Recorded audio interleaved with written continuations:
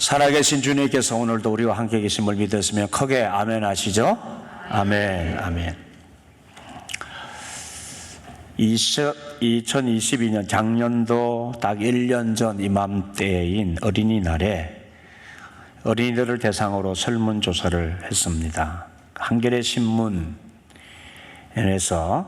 설문조사한 것을 발표했는데 100주년 한겨레 어린이날 100주년 조사 결과를 한겨레 신문에서 이렇게 조사를 해서 발표를 했습니다.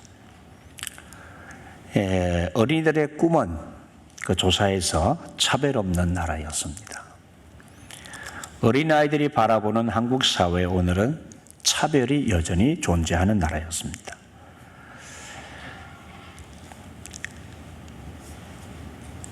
작년 4월 15일부터 같은 달인 29일까지 전국의 초등학교 4, 5, 6학년생 1,841명을 대상으로 온라인을 통해 진행했다고 했습니다. 조사를.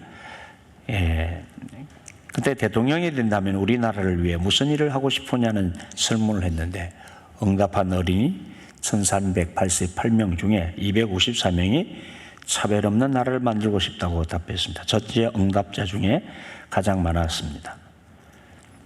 아마도 아이들이 차별을 많이 느끼고 사는 것 같으죠.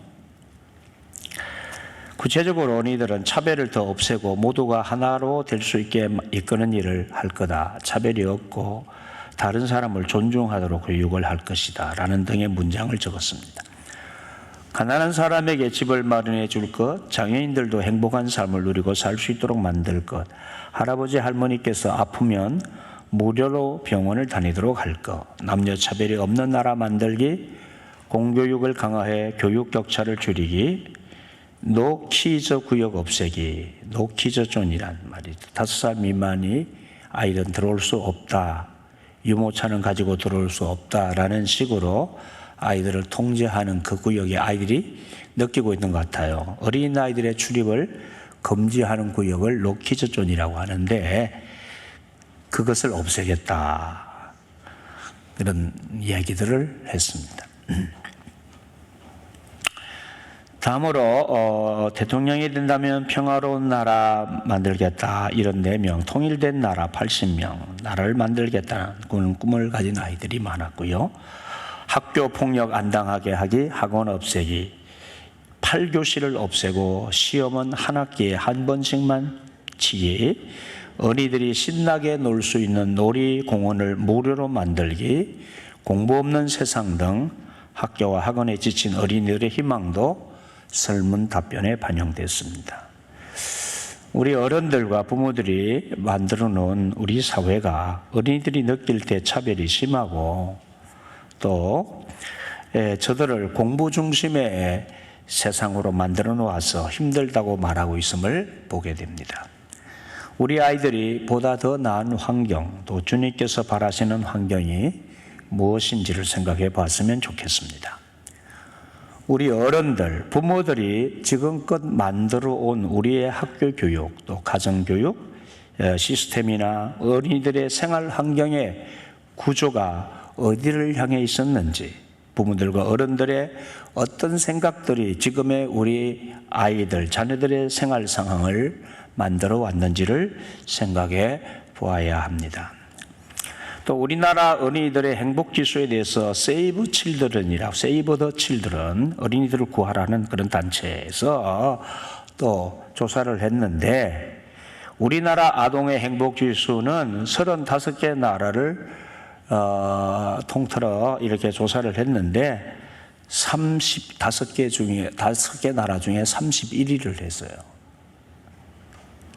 행복 지수에 대해서.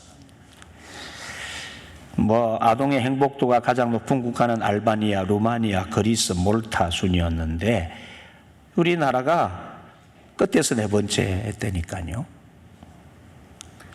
여기에 브라질, 칠레, 크로아티아, 에스토니아, 핀란드, 프랑스, 독일, 그리스, 홍콩, 헝가리, 인도네시아, 인도, 이스라엘, 이탈리아, 말레이시아, 몰타, 나미비아, 네팔, 노르웨이, 폴란드, 루마니아, 러시아, 남아프리카, 스페인, 스리랑카, 스위스, 대만, 영국, 잉글랜드, 웨일즈 따로 해가지고 베트남 등 총 35개 나라 아동 12만 8,114명을 대상으로 진행됐는데 그중에 우리나라가 끝에서 4번째였단 말이에요. 아동들이 행복하지 않다는 거예요.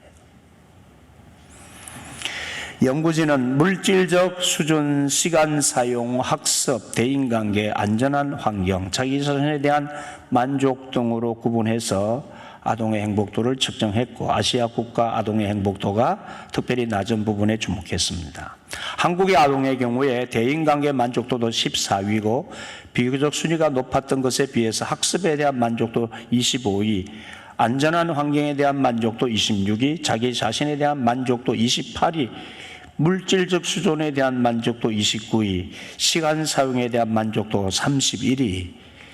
이 특별히 시간 사용에 대한 만족도가 우리나라 아이들에게서 낮게 나와서 뭐 아이들이 자기 시간이 없다는 거예요. 네, 끌려다닌다는 거죠. 막 어른들이 만들어 놓은 구조 속에 막 끌려다닌다.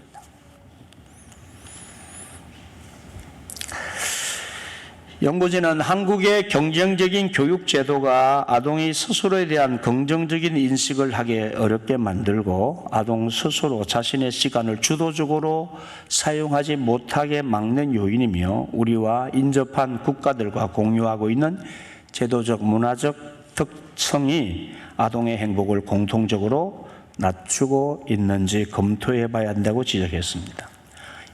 이봉주 서울대학교 사회복지학과 교수는 경제적 수준이 높은 한국, 대만, 홍콩 등의 동아시아 국가의 아동 행복도가 낮게 나온 것은 주목할 만한 문제라고 지적하면서 이들 나라의 현실이 아동의 행복을 정진하는 데 취약하다는 의미고 우리 사회의 제도적 차원과 문화적 차원에서 아동 행복을 정진시킬 수 있는 방안에 대해서 고민해야 할 때라고 지적했습니다.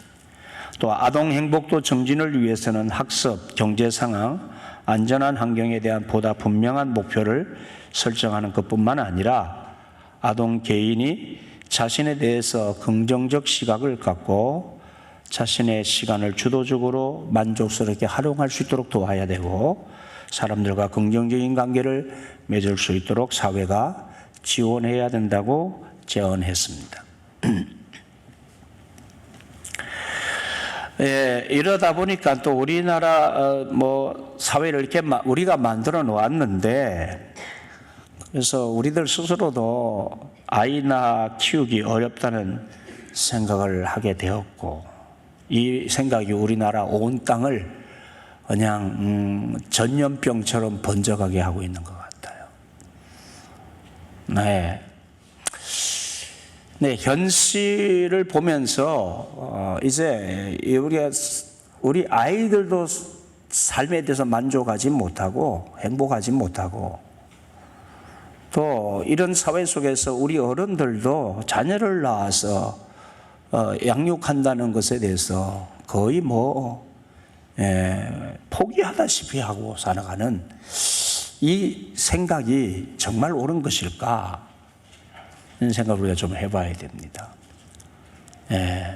근본적으로 우리 사회 제도를 고쳐야 되는 국가 교육 제도를 다 근본적으로 고치고 사회 시스템을 근본적으로 고치는 노력을 우리가 해야 되고요. 이 제도 교육 제도 다시 획기적으로 바꿔야 됩니다. 스카이 소위 말하는 대학 중심에 이거 고치지 않으면 이 사회 답이 없어요. 기득권자들 먼저 나온 사람들이 마음을 고쳐야 되고 나라를 바로 세우기 위해서 교육 시스템을 완전히 바꿔야 됩니다. 이거 여기서 출발이 안 되면 안 되거든요. 획기적으로 바꿔야 됩니다. 있거든요, 방법이.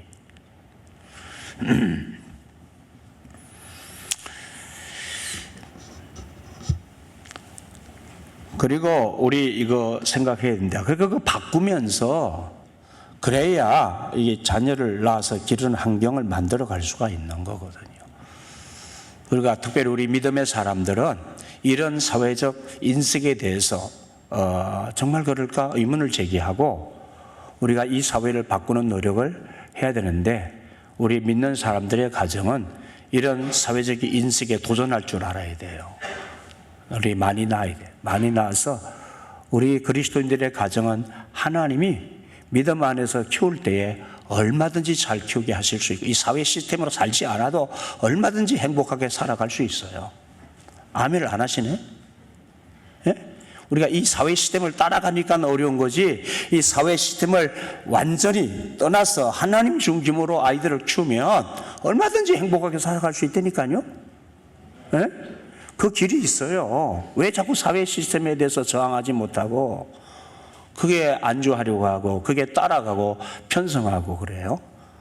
왜 그리스도인들 청년들이 결혼 안 하고 왜 그리스도인들 가정에서도 아기를 안 낳으려고 하냐 말이죠. 그게 내가 우리들이 전부 다 산하 제한하고 안 낳으려고 하는 것이 여러분들의 결정권만 있는 거예요? 물어봅시다. 여러분의 결정권만 있는 거예요? 하나님의 주권은 어디가 있는 거예요? 예? 하나님이 정말 그렇게 하시라고 하는 거냐 말이에요. 왜 우리는 하나님의 말씀에 귀를 기울이고 하나님의 뜻에 순종하지 않고 사회 시스템에 따라가고 왜 나만 결정하는 거예요? 왜 부부만 결정해서 아이들을 낳는 거예요? 예. 하나님 뜻에 따라야 되죠. 대한민국 최다동이 상을 수상한 한 그리스도인의 가정 13자녀를 낳아 기르는 우리나라 최다동이 상을 받은 몇을 낳았다고요? 13살 낳아서 지금 옛날 어르신 얘기가 아니에요. 지금 살아가는 한 그리스도인의 가정 한번 얘기 좀 들어보십시다. 좀 네. 처음부터 5분 30초까지 먼저 좀 들어주시죠. 한번 보십시다. 네. 네, 경북 구미의 황산교회 김석태 목사님, 은계숙 사모님 부부 가정입니다. 목사 가정이에요. 목사 가정. 네.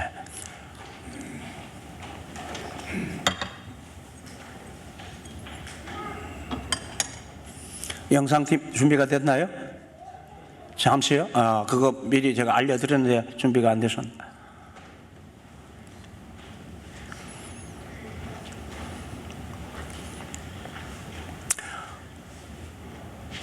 잠깐만 기다려 보시죠.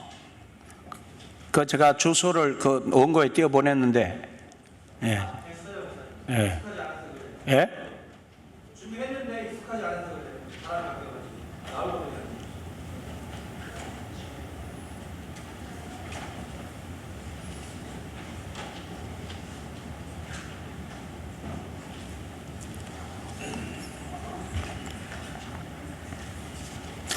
다음 주 영상도 있으니까 미리 다 영상팀에서 좀 잘 우리 영상팀이 바뀌어가지고 교육자들이 하고 있는 걸 우리 영상팀들이 이렇게 익숙하지 않아서 그런 것 같아요. 네. 앞으로 더 잘 하게 될 줄로 압니다. 네.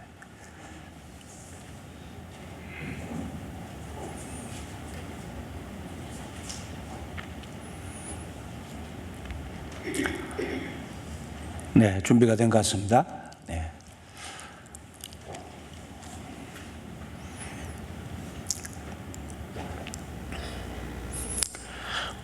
소리를 좀 크게 틀어주세요.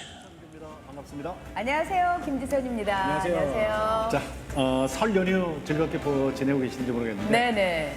이 설 연휴 그러면 소리 좀 더 크게 가족들이 들어주세요. 일단 모이잖아요. 아우, 좋죠. 그리고 막 시끌시끌해. 네네네. 그리고 이렇게 현관에 이게 신발. 벗어놓은 거 보면 네. 짝들이 없어. 다 여기저기 막 그리고 네. 막 집안이 시끄럽고 밤새 얘기꽃이 피우고 네. 이래야 이게 잔치거든요. 옛날엔 그랬죠. 옛날엔 그랬어요. 예. 자, 그런데 요즘에는 네. 어때요? 좀 쓸쓸해요, 그렇죠? 그렇죠. 점점 자녀들을 적게 낳다 보니까 그리고 이상하게 명절 때 되면 무슨 기다렸다는 듯이 다들 이렇게 여행들을 가더라. 안 모이고. 예. 자, 오늘 모실 가정은요. 네. 한 번 모이면 아마 진짜 여러분 깜짝 놀라실 거예요. 자, 오늘 이렇게 많은 분들이 스튜디오에 나오기는 아마 처음일 것 같아요. 맞아요. 네. 자, 이 가정은 저 명절 한번 치르려면은 음식 준비도 만만치 않을 거고, 네. 우리나라 최다둥이 상을 수상하신 가족이에요. 네네. 경상북도 구미에 가면 그 황산교회라고 있어요. 네. 황산교회를 섬기시는 김석태 목사님, 그리고 사모님 엄계숙 사모님, 그리고 슬하에 13남매 모셨습니다. 반갑습니다. 어서 오십시오. 어서 오세요. 야. 반갑습니다. 아니 정말 시티에서 위크하는 기분이에요. 맞아요. 네, 정말 정말 많이 정말 보셨네요. 오래간만에 저희 스튜디오를 가득 메워주셔서 고맙습니다. 네. 자, 나오신 분들 각자 소개를 좀 했으면 좋겠거든요. 네. 우리 목사님부터. 목사님. 예, 저는 아버지 되는 김석태 목사입니다. 네. 어때요? 반갑습니다. 명절 때 이렇게 다들 모이면 든든하시죠? 옛날에 그 배너라는 영화 네, 알죠. 보셨죠? 네. 예, 윌리엄 와일러 감독이 그 영화를 다 만들고 나서 네. 오 하나님, 제가 이 영화를 만들었습니다. 명절 때 이렇게 아이들 다 모이면은 하나님. 하나님, 제가 이 아이들의 중용 다 낳았습니까? 그런 생각 드세요? 네. 아, 진짜 그러실 것 같아요. 네. 네. 잘 나오셨고요. 네, 자, 옆에 우리 사모님. 안녕하세요. 저는 13남매 그리고 두 아이의 할머니인 엄계숙 사모입니다. 야, 사모님, 네. 지난번에 그 대통령 취임식 때 네. 초대받아서 여의도에 오셨다고요? 네, 저출산이 굉장히 문제가 많잖아요. 네. 네. 정말 심각하거든요. 0.82명. 그래요. 말도 안 되잖아요. 심각해요. 이건 보통 심각한 게 아니야. 저희는 둘이 만나서 13명을 낳았고 네. 이 밑으로 이제 계속 기하급수적으로 늘어날 건데 네. 둘이 만나서 한 명도 낳지 않는다면 정말 심각하죠. 네. 아마 그래서 대통령 취임식 때 저희를 초대하신 것이 아닌가.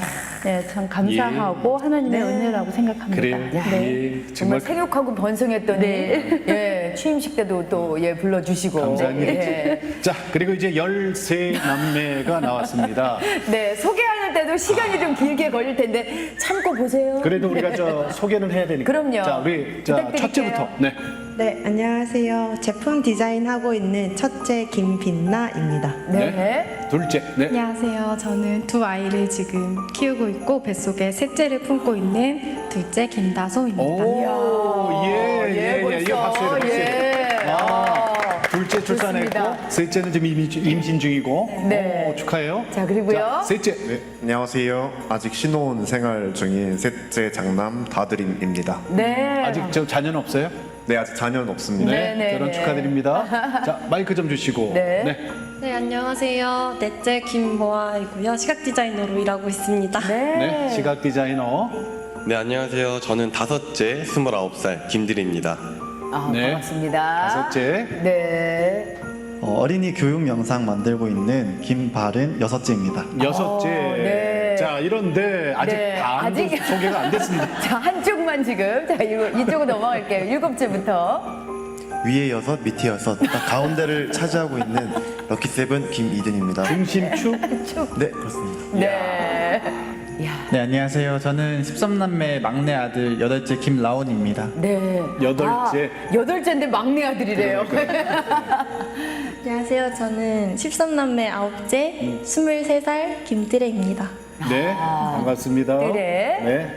안녕하세요. 저는 이제 융합 디자인과를 전공하고 있는 10째 김소담입니다. 네, 반갑습니다. 저는 이번에 대학교에 들어가게 된 20살 김나은입니다. 11번째. 네. 안녕하세요. 저는 고등학교 2학년이 된 18살 12번째 김가원입니다. 네. 자, 이제 끝이 보입니다. 네. 안녕하세요.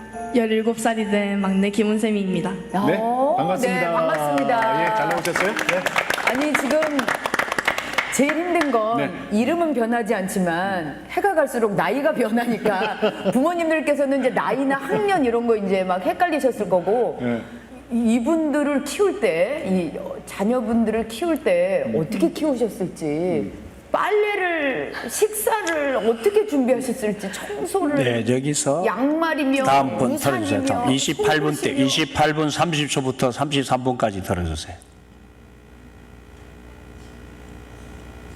28분 30초부터. 네. 그 사랑과 애틋함, 그 정말 기도를 많이 했을 것 같아요.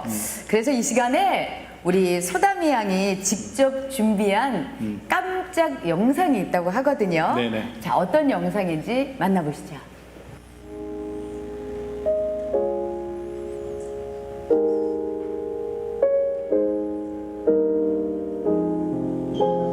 모든 것을 하나님께 영광을 돌리기 위해서 사용하는 아빠. 그리고 항상 말씀으로 나가시는 엄마 존경하고 사랑합니다. 엄마 아빠가 얼마나 대단하고 존경스러운 분들이신지 매일매일 깨달으면서 살고 있어요. 저희 가족도 우리 13남매 가족처럼 아름다운 그런 가정을 이룰 수 있도록 기도해 주세요.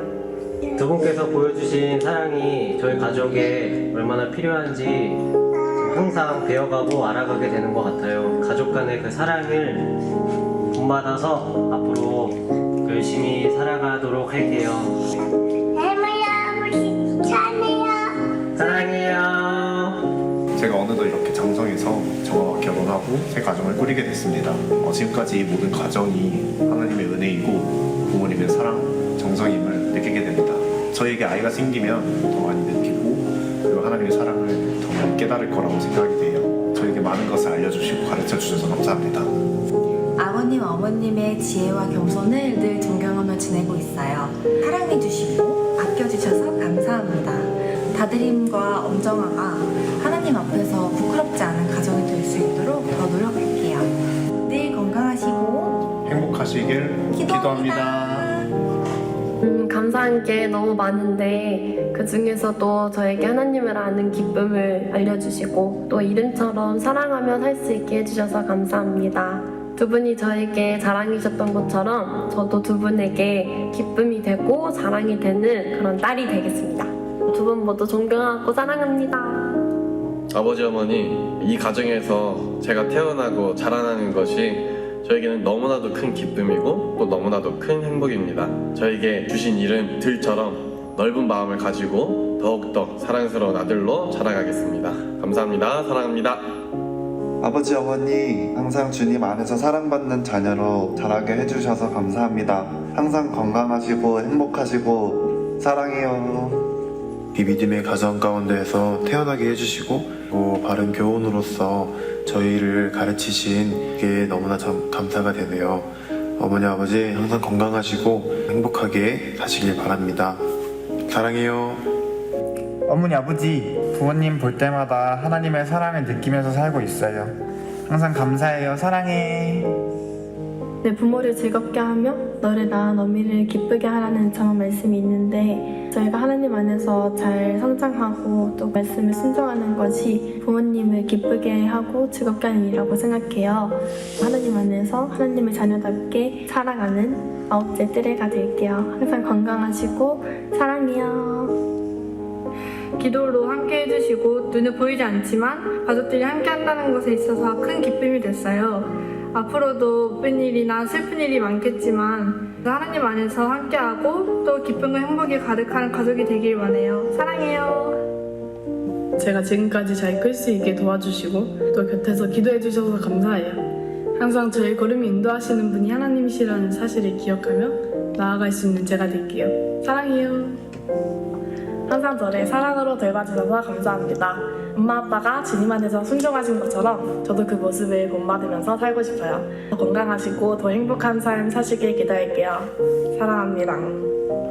누구보다 빛나는 웃음으로 위로하시고 우리 가족 모두를 지켜주셔서 항상 감사드려요. 앞으로도 모든 일에 하나님의 영광을 드러내는 막내가 될게요. 사랑해요. 네, 여러분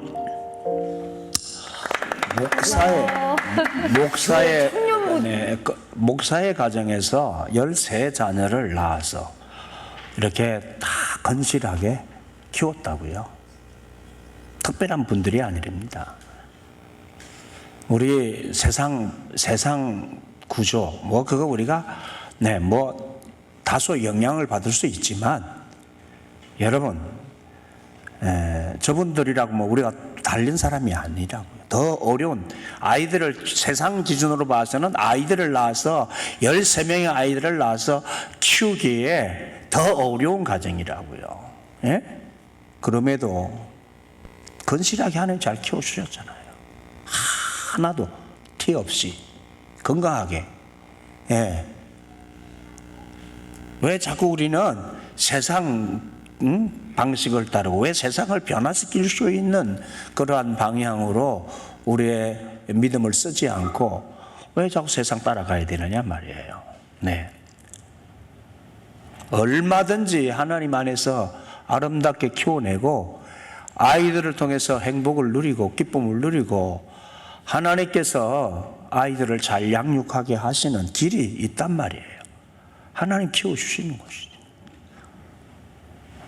동의가 안 돼서 아멘은 안 하는 건데, 하기 싫으면 아멘 안 해도 억지로 안 해도 돼요.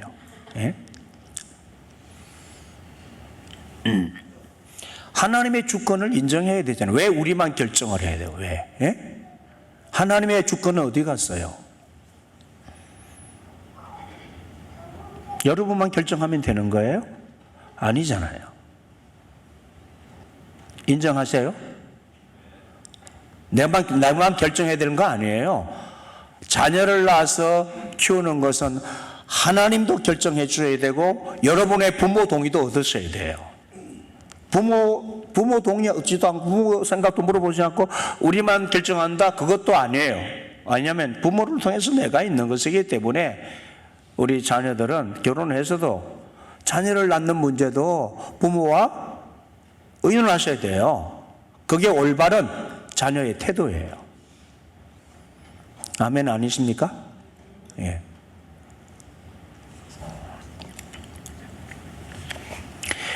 자, 예수님의 우리 어린이 사랑에 대한 모습을 한번 살펴보겠습니다. 어린이에 대한 예수님의 태도는 어린이에 대한 동시대인들의 태도와 비교할 때 비로소 확연하게 드러납니다. 유대 사회에서 과연 어린이는 어떠한 존재로 여겨졌는가?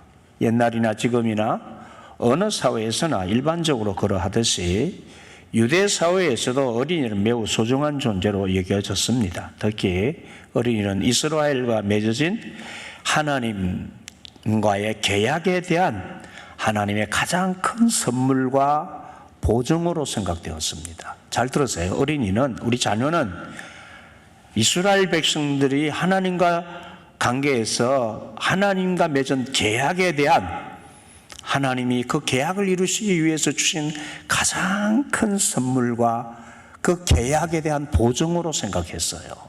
단순히 세상 사람들이 자녀들을 낳고 기르는 것과 다른 하나님과의 관계 속에서 이스라엘 백성은 아이들을 생각했다고요. 우리 믿음의 사람들은 단순히 세상적인 가치의 기준을 가지고 아이를 낳는 게 아니라 하나님의 백성으로서 하나님과 맺은 계약 안에서 하나님이 주신 가장 귀한 선물이요, 계약의 보증으로서, 다시 말하면 이 세상에 하나님 나라를 이루어 가야 하는 하나님의 뜻 안에서 자녀를 낳는 거예요. 생육하고 번성해야 되는 거.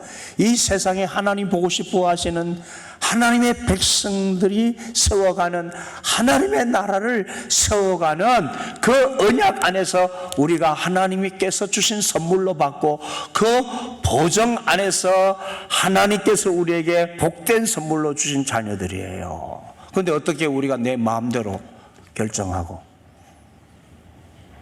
세상적인 가치 기준으로 아이를 낳고 한단 말입니까? 하나님의 뜻이 우리의 자녀들을 낳고 기르는 데 있다고요. 예? 그래서 아브라함은 다른 선물이 많았음에도 불구하고 자녀가 없다는 사실을 매우 안타깝게 생각했습니다. 왜냐하면 하나님과의 계약의 바탕에는 하나님께서 아브라함과 사라에게 아들을 주시겠다, 그 아들을 통하여 세상 모든 민족이 복을 받을 것이다 라고 약속하셨잖아요. 그 계약 언약 안에서 내 아들 하나가 세상 열방이야. 세상 열방, 세상 모든 나라의 믿음의 족장으로서 조상이 될 것이다. 그러니까 그 계약 안에서 하나님께서 주신 보증으로 이 아이들을 받은 거예요. 우리가 그렇게 받아야 되는 거예요. 세상이 아이들을 안 낳겠다고 하고 이 세상에 하나님 믿는 사람들은 자꾸 쪼그라들고 줄어가고 있는데 하나님의 백성들조차도 하나님을 찬양하고 우리 나라를 만들어가는 이 나라를 위한 사명감 없이 세상을 쫓아가서 자녀를 안 낳으려고 그러고, 그러면 하나님 뜻에 거슬리는 불순종이죠. 네? 계약 안에서 하나님의 언약의 백성으로서 우리가 이 자녀를 낳아서 이 세상에 하나님의 나라가 충만하도록 생육하고 번성해야 되는 하나님의 뜻을 거스르는 불순종이란 말이에요. 많이 낳아야 돼요. 따라서 합시다. 생육하고 크게 해요. 생육하고 번성하라. 다 안 낳는 사람만 대답하면 어떻게 해? 낳을 사람이 대답을 해야지. 예? 낳을 청년들이 대답을 해야 되네. 낳을 우리 청년들 크게, 신혼부부들하고 청년들 크게 생육하고 번성하라. 뭐 대답을 안 해. 여러분, 우리 교회는 최소 몇 명이에요? 네, 3명이에요. 최소 3명. 3명 이상 안 나오면은 우리 교회 교인들 자격이 없어요. 예? 최소 3명이야, 최소. 우리 박대현 목사에게 내가 계속 푸시하고 있어요. 최소 3명이야, 3명. 오늘 13명을 기억하세요. 13명.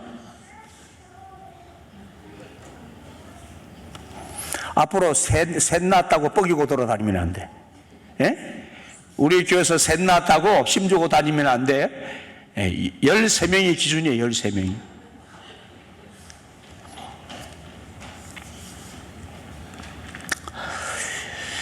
연합 백성들과 마찬가지로 이스라엘 백성에게서도 어린이는 바로 희망의 원천이었습니다. 아버지, 어머니 그리고 많은 자녀들이 한 식탁에 둘러앉아 식사하는 것은 바로 하나님으로부터 받은 복을 상징했습니다.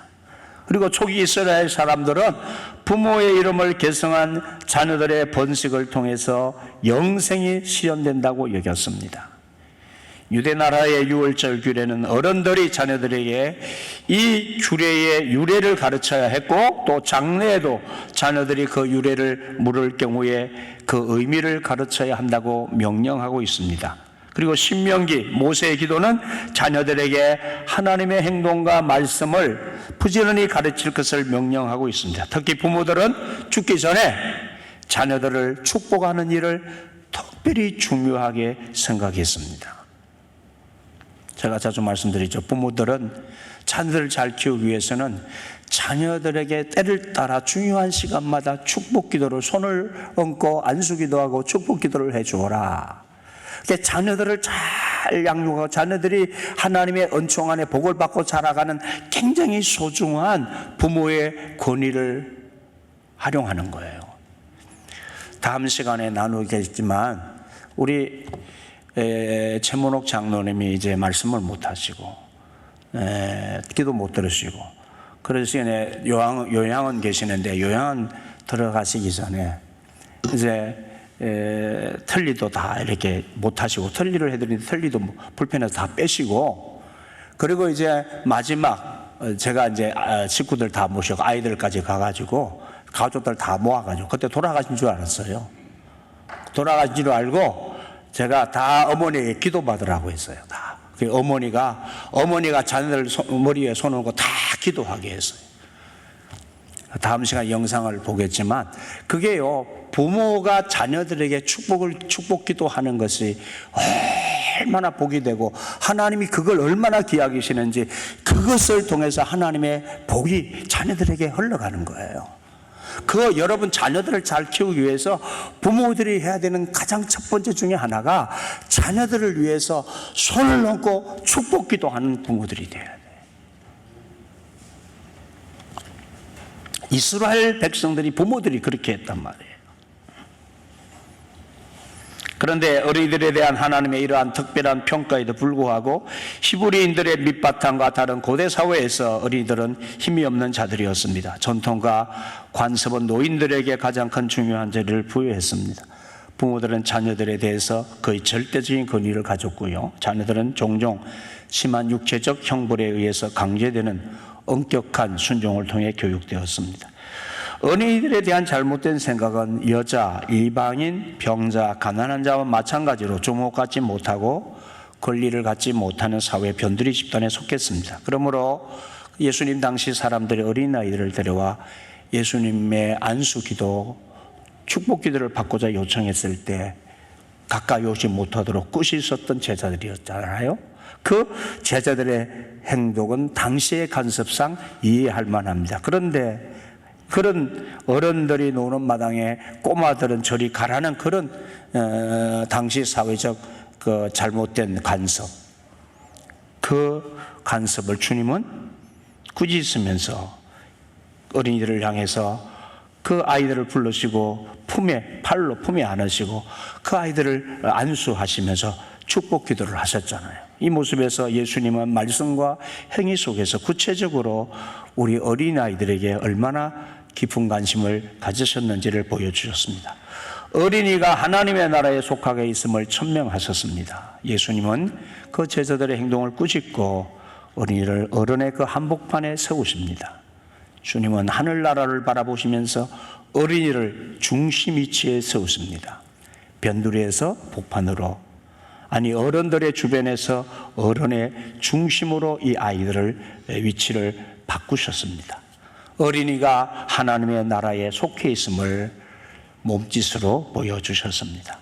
오늘날에도 어린이가 어른들에게 학대를 받는 주된 이유는 그들이 약자라는 사실에 있기도 하겠지만 그들이 또한 세상에서 쓸모가 없거나 쓸모가 가장 적다는 어른들의 잘못된 인식과 무지에서 비롯되고 있습니다. 그래서 그들은 살벌한 생존 경쟁 사회에서 무한 경쟁을 강요당하고 있고, 왜? 쓸모 있는 사람으로 만들어야 되겠다는 부모들의 어른들의 생각 때문에 이게 아이들을 인격체로 대하는 게 아니라 쓸 물건으로 이용할 도구로 자꾸 생각하는 거예요. 부모들이 이용할 도구로 이 아들 잘 키워서 한몫 챙기려고 그냥 자기 이름 높이고, 어른들 자기 부모들 자기 명성 높이고자 하는 이 쓸모 있는 뭐나 만들려고 하는 이런 생각. 예? 그러니까 무한 경쟁으로 아이들을 몰아넣는 거예요. 할 얘기가 많은데, 네, 여러분 우리 아이들이 초대에 얘기했지만 설문조사에서 그냥 자기들이 마음껏 자유롭게 좀 생활했으면 좋겠다는데, 여러분 한 1년 동안 아이들을 마음껏 한번 놀게 해보세요. 애들이 다 망가질 거고, 우리들이 생각할 때는 애들이 다, 예? 근데 애들을 여러분 정말 마음껏 자기들이 할 수 있는 어떤 상황, 환경 이런 것들을 만들어주는 부모들이 좀 되어보세요. 네. 여러분,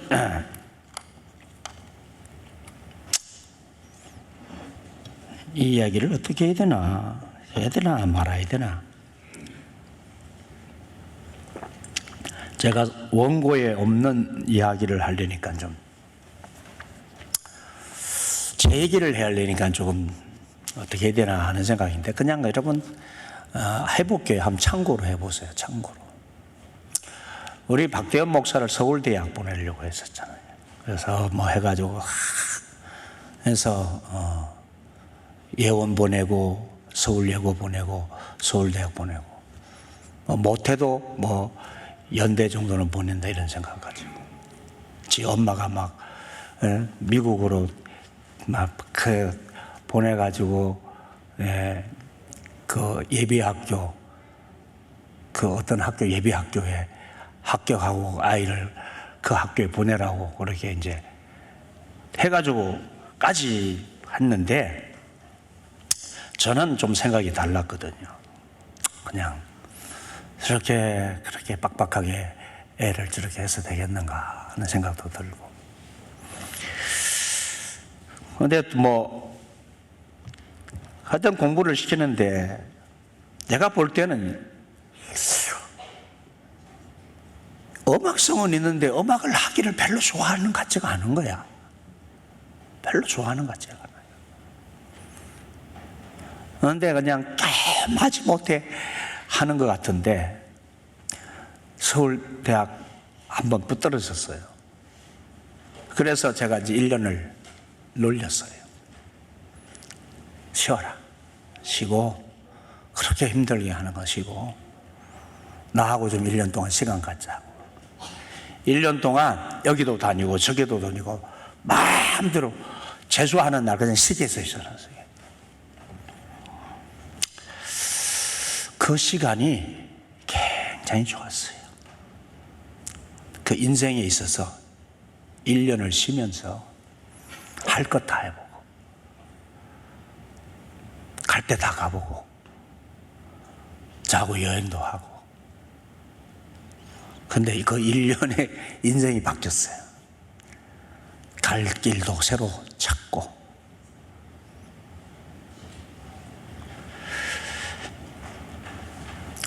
길은 하나가 아니더란 말이죠.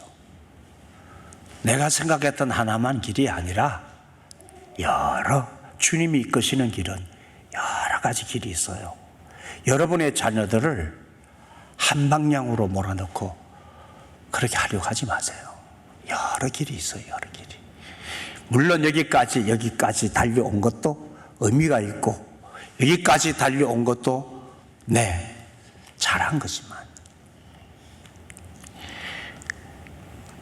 한번 좀 여러분 다시 한번 돌아보고 다시 한번 아이들에게 기회를 좀 제공해 주고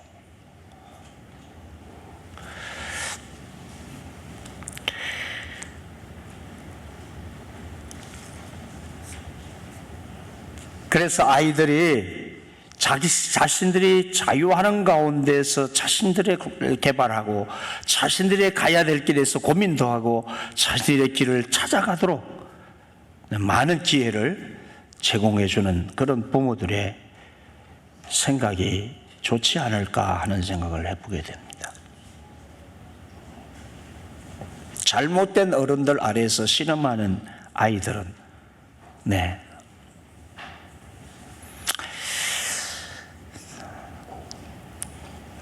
그 아이들이 부모를 통해서 하나님을 만나고 하나님의 은혜 안에서 그들 자신이 하나님의 은혜를 의지하고 하나님의 도우심을 의지하고 하나님을 만나서 그들 안에서 하나님께서 그들의 삶을 세워가시는 그 길목으로 들어가도록 하나님의 은혜를 입는 자녀들로 여러분 부모들이 잘 도와주셔야 할 것입니다. 오늘 본문 에베소서에서도 또 아비들아 너희 자녀를 노엽게 하지 말고 오직 주의 교훈과 훈계로 양육하라고 하셨지 않습니까?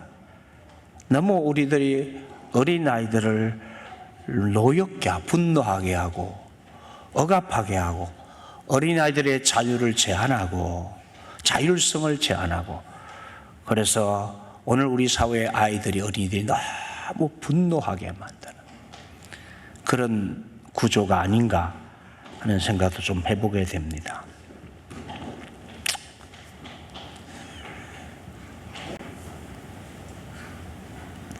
하나님께서 자녀들에게 부모를 주신 이유가 있습니다. 왜 하나님은 자녀들에게 부모를 주셨습니까? 여러 계층의 전통적 가정에서 가정 불화가 심해지고 가정 기강 문제가 심각해지고 정신질환자가 많아지는 것을 볼 때에 왜 하나님은 아이들을 성숙시킴에 있어서 다른 방법으로 하지 않고 가정이라는 환경 속에서 부모를 이용하시는지 생각해야 됩니다. 하나님은 아이들을 보통 18년이란 기간 동안 가정에 묶어두시죠. 대부분의 날짐승들이나 동물들은 수주일 내지 수개월 만에 성장하여 자유로이 움직입니다. 하지만 사람은 10대의 결혼도 자주 실패하는 경우를 볼 때에 15년, 16년, 심지어 17년이라는 기간 내도 인간에게는 성공적인 가정을 이루기는 충분치 못하다고 할 수 있습니다. 왜 그렇습니까? 여러 가지 이유가 있겠으나 무엇보다도 동물의 삶은 원래 근본적으로 타고난 본능에 의해서 이루어지지만 인간의 삶은 본능적인 것 그 이상의 것이기 때문입니다. 인간의 삶에는 지적인 면, 정서적인 면, 의지의 선택, 도덕적, 심미적 가치관 등이 내포되어 있습니다. 이러한 것들은 모두 본능적인 것이 아니라 개발되어야 하는 것들로서 시간을 필요로 한 것입니다. 하나님은 우리 자녀들의 어린아이가 가장 보람되고 만족스러운 생을 살아가기 위해서 필요한 요소들을 개발하는 도움을 주기 위해서 부모를 주신 것입니다. 어린아이의 개성이나 성품을 향상시키기 위해서 이바지하는 기간이 들어있지만 부모만큼 영향을 미치지는 못합니다. 그것은 부모와 자식이라는 관계의 특성뿐 아니라 가정에서 함께 지내는 시간이 많기 때문입니다. 부모들은 아이들과 거의 모든 시간을 집에서 보내고 있고 심지어 학교에 들어간 후에도 잠자는 시간을 빼고 일주일에 평균 60시간을 집안이나 집주에서 함께 보냅니다. 한 단일 장소에서 이렇게 많은 시간을 보내는 곳이 없습니다. 아이들은 이때 결정적으로 성격이 형성됩니다. 하나님께서도 말씀하셨습니다. 잠언서 22장 6절에 마땅히 행할 길을 아이에게 가르치라. 그리하면 늙어도 그것을 떠나지 아니하리라. 어린아이 때의 경험과 훈련이 일생을 따라다니는 것 아니겠습니까? 현대의 정신분석가나 사회학자나 교육가들의 일치된 생각입니다. 아이들은 여러분 잘 들으세요. 아이들은 부모하기에 달렸어요. 부모가 만들기에 달렸습니다.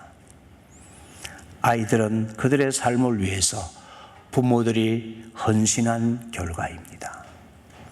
그러므로 부모가 아이들의 삶을 위해 헌신하지 않으면 훌륭한 성장을 도저히 기대할 수 없습니다. 그러나 이 헌신이 부모의 탐욕이 되어서는 안 됩니다. 부모가 아이들에게 베푸는 훈련은 아이들이 타인과 사귈 수 있는 능력, 사회성을 길러주고 또 이 아이들이 스스로 자신을 개발시키고 그 아이들이 스스로 하나님 은혜 안에서 하나님의 자녀로서의 가치관을 가지고 살아갈 수 있도록 도와야 합니다. 하나님의 자녀로서의 가치관.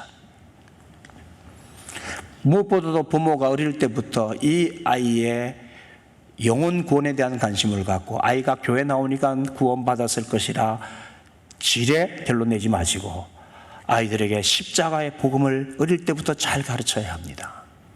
십자가의 복음. 어릴 때부터 그가 죄인인 것을 왜 네가 죄인인지를 가르쳐야 되고 인간이 왜 이렇게 고통스럽게 사는지도 가르쳐야 되고 인간의 불행이 어디서 시작되는지도 가르쳐야 되고 아이들에게 복음을 가르치래. 복음을. 십자가의 복음을 가르치고 날마다 그걸 확인해야 돼요. 그 아이가 주님 안에서 자신이 죄인인 것을 인식하고 있는지 자신이 하나님의 은혜로 구원받은 자인 것을 감격해 하고 감사하고 살아가고 있는지 이 아이가 주님과의 인격적인 관계를 맺었는지 하나님 관계가 올바른지를 항상 점검하셔야 돼요. 교회 나가는 것으로 만족하지 말고 항상 이 아이가 하나님을 만나고 있는지 하나님과 교제하고 있는지를 살펴야 돼요. 아멘이십니까? 그 은혜 안에서 자라가도록 1차적인 이 신앙교육, 복음에 대한 교육이 가정에서 부모에게서 일어나야 되는 거예요. 구원의 학생이 불확실하다거나 주님과의 관계가 인격적인 관계가 불확실하다거나 하면은 이 아이에게 부모가 복음 가르치고 교회와 연합해서 이 아이가 거듭난 영혼이 되도록 모태신앙이 중요한 것이 아니라 그 모태신앙으로 출발한 이 아이가 복음을 만나고 주님을 만나느냐를 중요하게 여겨야 된단 말이에요.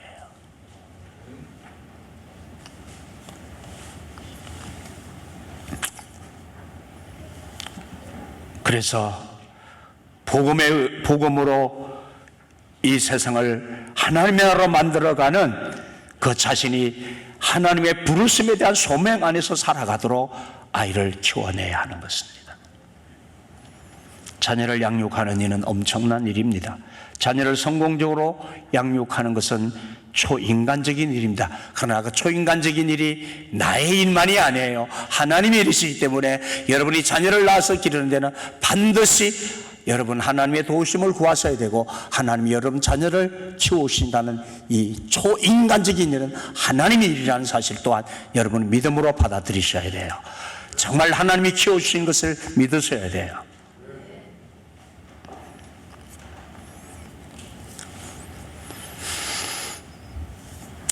자, 방금 우리 항산교회 김석태 목사님 마지막 영상 16분 25초부터 19번, 17조, 3번 정도까지만 조금 더 보겠습니다. 한 번 더 보시죠. 그러니까요. 예. 아니 근데 매일 큐티를 하신다면서요, 아침에. 이제 그 아이들 일단 신앙 이제 믿음 안에서 지키려면은 네. 이제 말씀을 아이들한테 이제 심어주는 게 제일 중요하잖아요. 네. 그래서 이제 아침에 아이들 일어나서 학교 가기 전에 네. 이제 빨리 이제 세면 다 하고 학교 가기 전에 이제 모에 앉아가지고 매일 큐티 이제 아니 저 아침에 밥 먹고 되게 나가는 것도 힘들 텐데 큐티를 해요. 근데 이제 밥 먹는 것도 중요하지만 네. 말씀을 이렇게 매일 먹는 거 예. 이제 그거 한 번 놓치기 시작하면은 거기서부터 무너지기 시작하는 거거든요. 하루 종일 생활하면서 네. 하나님을 느끼고 경험할 수 있도록 하시는 것이 우리 부모의 도리가 아닌가 이렇게 생각을 해서 큐티하고 식사하고 그리고 학교를 가는 거죠. 네. 어렸을 땐. 자, 그런데 여기서 끝나는 게 아니라 네. 성경 일독을 위해서 매일 성경을 읽는데 밤에는. 네. 그럼 이제 대학생 돼 갖고 집을 나가 있는 친구들도 있고 또 직장 생활하는 친구들도 있고 그러잖아요. 네, 네. 그럼 어떻게 어떻게 할까요? 어떻게 할까요? 네? 그럼 자, 어떻게 사모님. 네, 어떻게 하는 해요? 방법이 있죠? 네.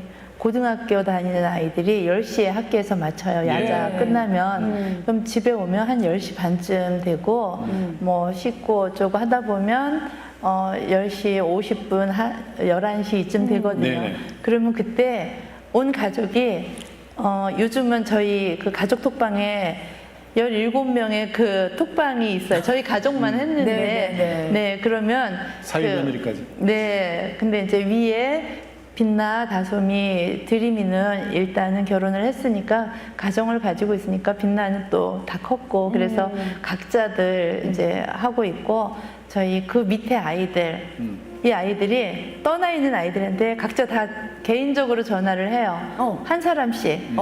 스피커폰으로 해서 딱 앞에다가 놓고 예, 그리고는 이제 집에 있는 아이들과 저희가 네. 같이 해서 성경을 보통 네. 1년 일독을 하려면 3장 내지 4장을 읽어야 되잖아요. 네네. 다 모여서 통독을 하는 거예요, 그럼? 네, 네.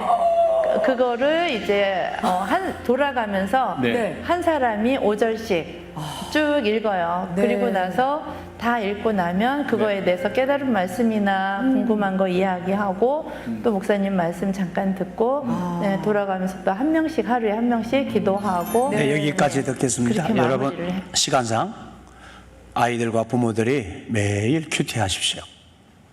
뭐 아침에 바쁜 시간에도 저 가정은 학교 가기 전에 한다는데 그냥 시간을 정해놓고 매일 부모와 큐티하십시오.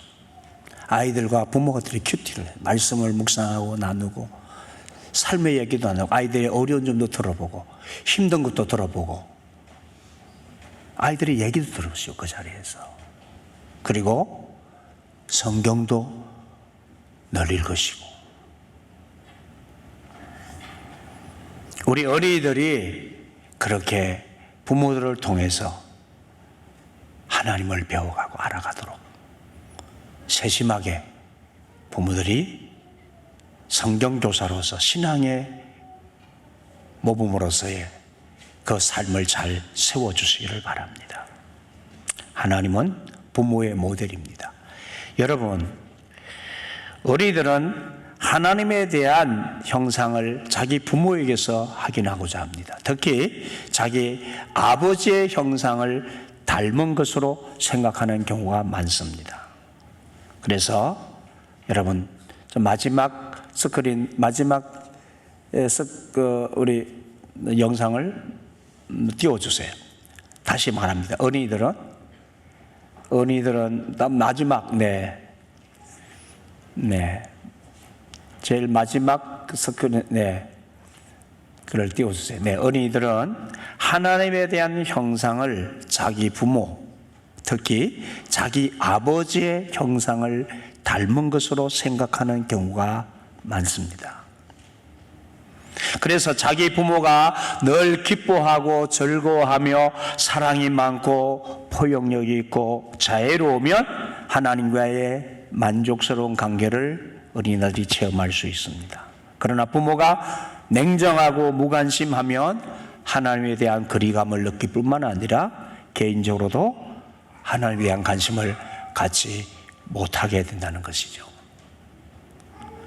부모가 자주 화를 내면서 꾸짖기나 하고 적대감을 가지고 받아들여 주지 않으면 하나님도 자기를 절대로 받아들여 주지 않을 것으로 생각하게 됩니다. 자기 부모가 즐거움을 나타내지 않으면 하나님도 자기를 즐거워하지 않는 것으로 생각하게 된다는 것입니다. 아이들은 부모를 통해서 하나님을 배우기도 하고 하나님과 가깝게도 되기도 하고 하나님과 멀어지기도 한다는 것이에요.